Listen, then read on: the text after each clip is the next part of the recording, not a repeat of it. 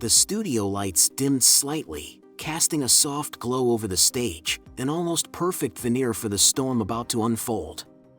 The cameras rolled, and the live broadcast signal was transmitted across the United States. On screen, a familiar scene appeared, the city's skyline shimmering through large glass windows, reflecting the dazzling lights of the night. At the center of this backdrop, seated opposite the powerful left-wing host, was a legend. An icon. A man known across America and the world. Michael Jordan. Anyone who follows basketball understands that Michael Jordan is more than just a great player. He is a monument. A living legend. But tonight, he wasn't here to talk about his iconic shot in Game 6 of the 1998 NBA Finals. Not to recount his journey to 6 championship rings. Not to promote the sneakers that bear his name. Tonight, Michael Jordan was on trial. Sitting across from him was Grayson Holt, the sharp-tongued host of a prominent left-wing network, notorious for tearing his guests apart on live television. Grayson was no stranger to putting his targets on the spot. He had taken down politicians, investors, and high-profile figures with his provocative, relentless questioning. And this time, his prey was Michael Jordan. Beside Grayson sat a panel of heavyweight guests, leading journalists, sports commentators, and Black American activists. They were prepared. They had their script. And they knew that the public was waiting to see Jordan be taken down.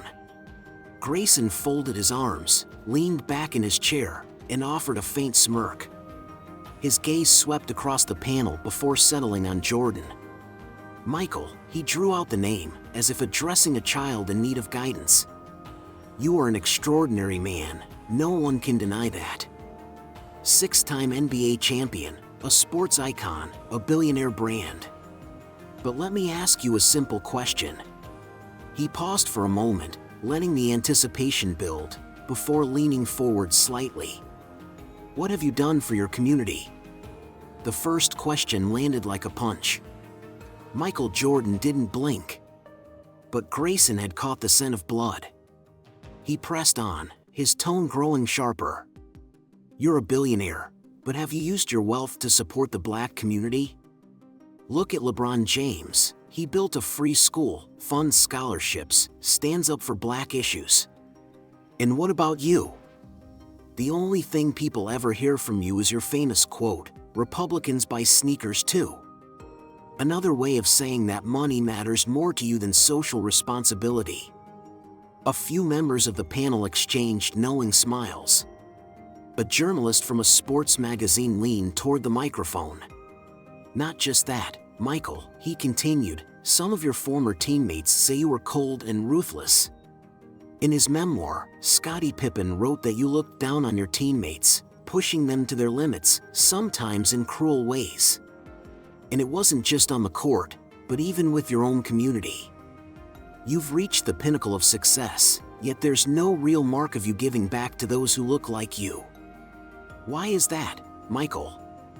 The panelists started nodding, murmurs rippling through the audience. People exchanged glances. This was Grayson Holt at his best, crafting a narrative, setting up an inescapable trap, turning his guest into the accused on live television. Grayson leaned back, crossing one leg over the other, folding his arms. Honestly, Michael, he went on, his voice laced with mockery, you may be wealthy, you may be a basketball icon, but it seems you've never truly belonged to your own community. While other athletes, from Muhammad Ali to LeBron James, have stood up for Black people, you. He paused, pretending to think, then shrugged. Where were you? This time, light applause broke out in the audience. Some panelists chuckled. A few nodded in agreement. The room's energy shifted, tension thick in the air. Grayson Holt had set the trap. Now, everyone was waiting to see how Michael Jordan would respond. Jordan remained unmoved. His eyes never left Grayson. No blinking, no hasty reactions. He just sat there, silent, like a statue carved long before this moment ever arrived. And that was the first sign of the tide turning. The moment stretched longer than Grayson Holt had expected. No anger. No agitation. No rushed defense. Michael Jordan remained still, as steady as a mountain. His sharp gaze slowly swept across each person on the stage. No one spoke, but everyone could feel it. Something was shifting. The air grew heavy. The laughter from earlier had vanished. The panelists began to retreat into themselves. The cameras adjusted their angles, zooming in to capture each expression. Jordan leaned forward slightly, resting his elbows on the table, fingers interlocked. He took a slow, measured breath. Then, he spoke, his voice low, but carrying undeniable weight. "Are you finished?" Grayson blinked. For a split second, a flicker of hesitation flashed in his eyes. But he quickly covered it with a smug smile. "Oh, Michael, don't tell me you're getting sensitive." "No." Jordan cut him off. His tone never rose, yet there was a gravity to it that made the entire room fall silent. "I'll ask again. Are you finished?" No more laughter. No more smug shrugs from the panel. Because now, people were starting to realize Grayson Holt had lost control. Grayson pressed his lips together, trying to maintain his composure. But something in the air had changed. His confidence wavered. Michael Jordan kept his gaze locked on him. Not angry. Not defensive. Just calm, sharp, and strangely unsettling. And then, Jordan struck back. For the first time in the entire exchange, he smirked. But it wasn't a smile of amusement. "I find it fascinating," he said, "that every time someone wants to criticize me, they pull out LeBron like a stick to beat me with." The studio remained silent. Jordan continued, his voice deep but precise, each word weighed carefully. "LeBron James is a legend, a man I deeply respect. We are not rivals. We are not two opposing forces for you to place on a scale and measure who is the better man." Jordan leaned in toward Grayson, his gaze sharp as a blade. "Do you think LeBron likes this?" His voice was steady, cutting through the tense air. "Do you think LeBron wants to be used as a tool to attack me? Do you think I enjoy being dragged into these pointless comparisons?" Grayson swallowed hard. Jordan wasn't finished. LeBron James is his own man. He has walked his own path, done what he believes is right, and contributed in the way he sees fit. And I respect that. Then, he leaned back, his eyes never leaving Grayson. "But don't ever use that as a reason to dismiss my path." A heavy silence settled over the studio. The panelists no longer looked at ease. Grayson forced a scoff, attempting to regain control. "Come on, Michael, you're overreacting. All I'm saying is..." "No, you're the one overreacting," Jordan cut in. His voice didn't rise, but the weight behind it made the entire room hold its breath. "I have spent my entire life competing, winning, breaking every barrier in my way. And now, standing at the top, you want me to feel guilty for that?" Something in the atmosphere shifted. At the start, Grayson Holt had everything: control of the show, a panel that laughed along with him, the subtle support of the audience. But the moment Michael Jordan spoke, it all started to crumble. Jordan leaned back into his chair, his expression unwavering, his gaze cold yet composed. "You call me ruthless?" He smirked, but there was no amusement in it. "I call it discipline. I call it standards. And I call it the mindset that turns a man into a legend." Grayson Holt blinked. A flicker of hesitation crossed his face, but he quickly masked it. "Michael, but..." "No. Let me speak." Jordan's voice dropped, but it rang out like a command. Grayson Holt fell silent. Jordan wouldn't let anyone interrupt now. Slowly, he removed his expensive Rolex and placed it on the table, an unspoken symbol of the wealth Grayson had tried to weaponize against him. Then, he turned his eyes toward the camera. "You say I've done nothing for my community?" He leaned back, his sharp gaze sweeping across the faces on stage before locking back onto Grayson. "Do you even know how much I've donated to charity?" Grayson said nothing. For the first time, he looked out of place on his own stage. Jordan smirked. "You don't know. Because I don't post it online." The studio fell into an eerie silence. A journalist on the panel shifted in his seat as if he wanted to speak but didn't dare interrupt. Jordan continued, his voice steady. He didn't need to be loud. Every word was like a blade cutting through the tension. "Let me give you some numbers since you seem so interested in what I do for my community. $100 million donated to education initiatives for Black children. $10 million invested in economic programs supporting small businesses in minority communities. $7 million to build a health center in Charlotte, providing free medical care to thousands of Black families. You know who did that?" Jordan tilted his head slightly. "But I don't need a hashtag or a glowing article. I do it because I want to, not because I need validation from people like you." Grayson Holt was beginning to unravel. At the start of the show, he had been confident, sharp, armed with a clear strategy to paint Jordan as an aloof, indifferent figure to the Black community. But now, he was no longer in control. His hands clenched into fists on the table. He cleared his throat. "But Michael, with the kind of money you have, do those contributions really even matter?" Jordan locked eyes with him. And for the first time in the entire show, Grayson Holt felt his heart skip a beat. "What did you just say?" Jordan's voice slowed. The entire studio held its breath.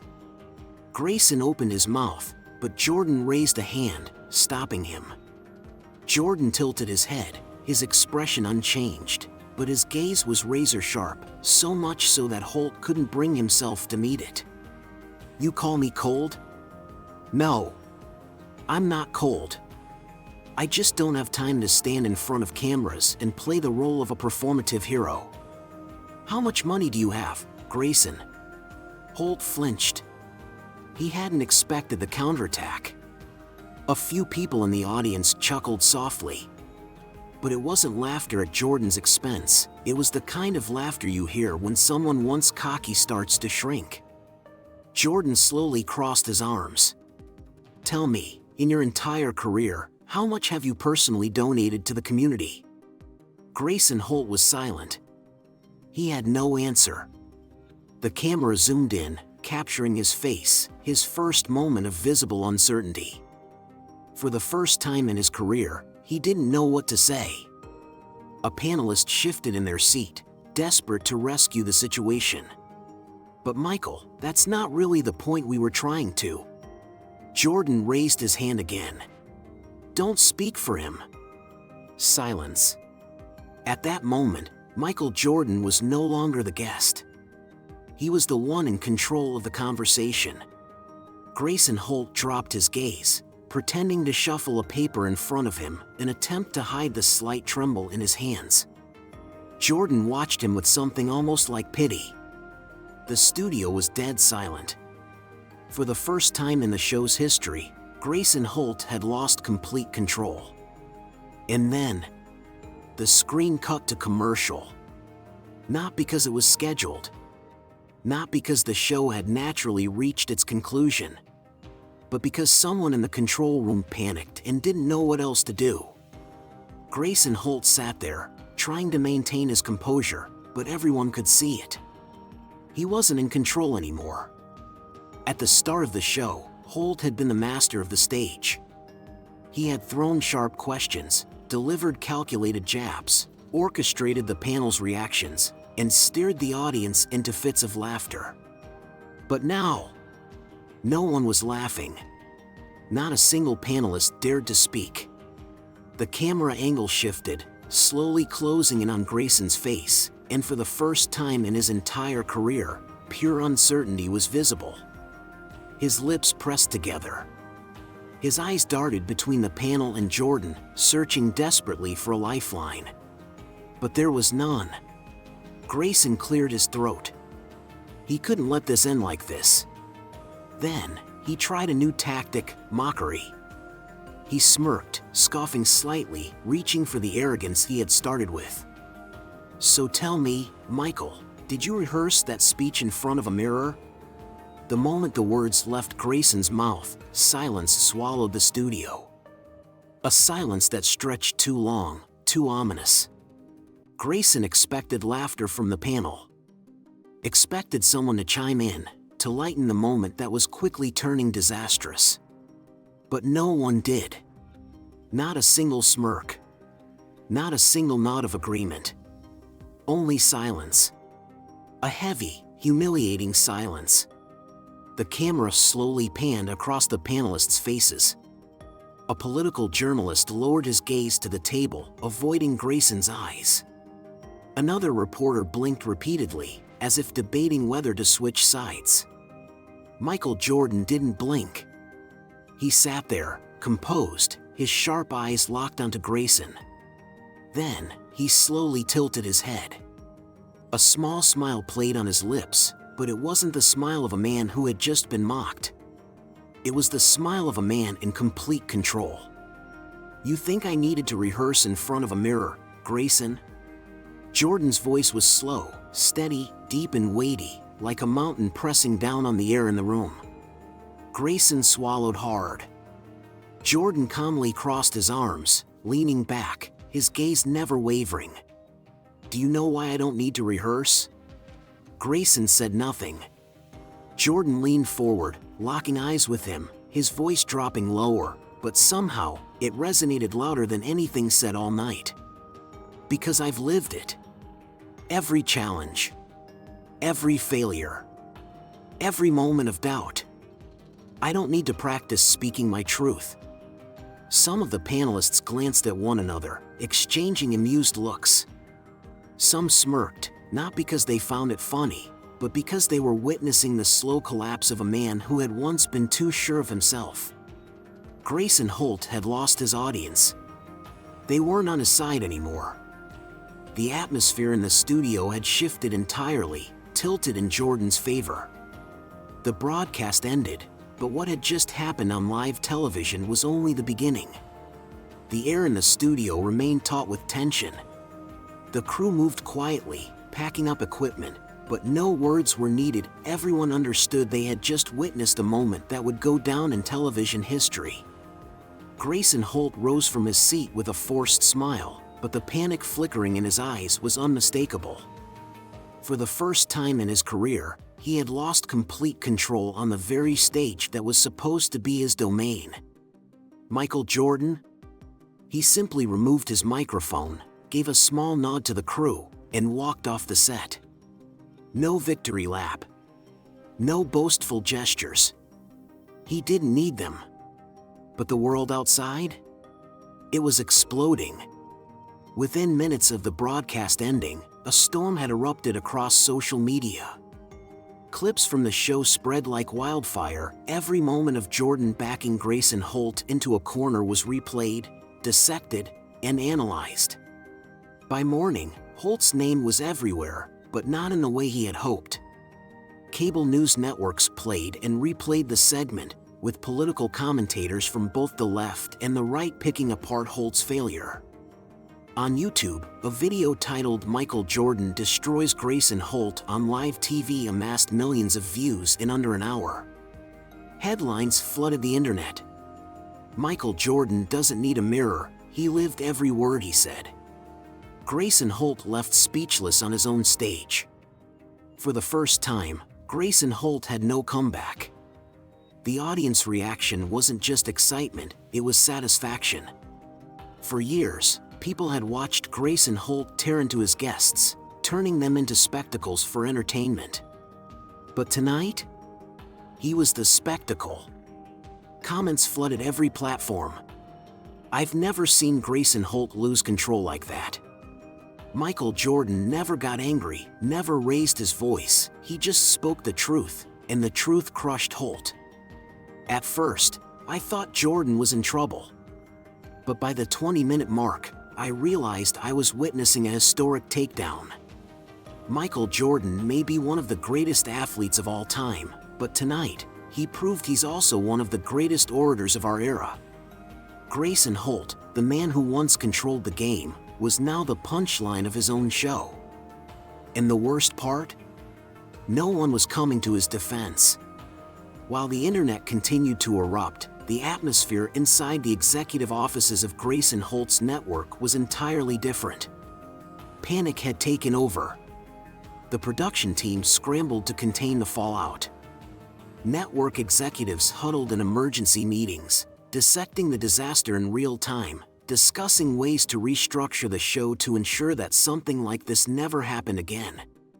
The board of directors convened in crisis mode. The programming heads were furious. The next morning, a leaked internal email sent shockwaves across the industry. A senior executive's words stood out like an omen. "We should have cut to commercial sooner." This was a catastrophe. But the damage had already been done. Now, discussions were swirling about a complete overhaul of the show's format, an effort to avoid another Michael Jordan disaster. And Grayson Holt? He was desperately trying to salvage whatever was left of his reputation. That night, he took to social media, attempting to reframe the narrative. It was an honor to have a conversation with Michael Jordan tonight. A meaningful discussion about responsibility and community. I have always believed in the power of open dialogue. But the audience wasn't buying it. The top comment, with thousands of likes, summed up what everyone was thinking. "Grayson, we all saw you get destroyed. Stop pretending." And Michael Jordan? He didn't need to say another word. No official statement. No direct response to Grayson Holt. Just a single post on his personal page. The truth speaks for itself. And somehow, that silence only made his victory louder. No boasting. No need for debate. Because the world had already spoken. This wasn't just a televised debate. This was a reminder that greatness isn't something that can be undermined just because someone thinks they're clever enough to tear it down. And tonight, Michael Jordan had his moment, not on the court, not in a Bulls or Wizards jersey, but under the bright lights of television, facing relentless scrutiny, sharp-edged criticism, and a man who thought he could diminish him with words. But they forgot. Michael Jordan has never backed down from anything in his life. That night, as the studio lights dimmed, as editors scrambled to repair the damage, as Grayson Holt sat alone, grappling with the reality of his defeat, Michael Jordan walked away without looking back. But for those who witnessed it, this moment would never be forgotten. Because this wasn't just a television showdown. It was a testament to what true greatness looks like. Jordan never backed down on the court. He never backed down against the toughest opponents. And tonight, he didn't back down from a man who thought he could beat him with words. Because that's who Michael Jordan is. A legend who will never fade. What do you think about this showdown? Was Grayson Holt a prime example of modern media, more interested in attacking than engaging in real dialogue? Did Michael Jordan win because of his experience, his composure, or simply because the truth has its own undeniable power? Drop your thoughts in the comments below. And if you believe that greatness can't be torn down, share this story so more people can witness it. There's more to uncover. Don't forget to follow for the next story.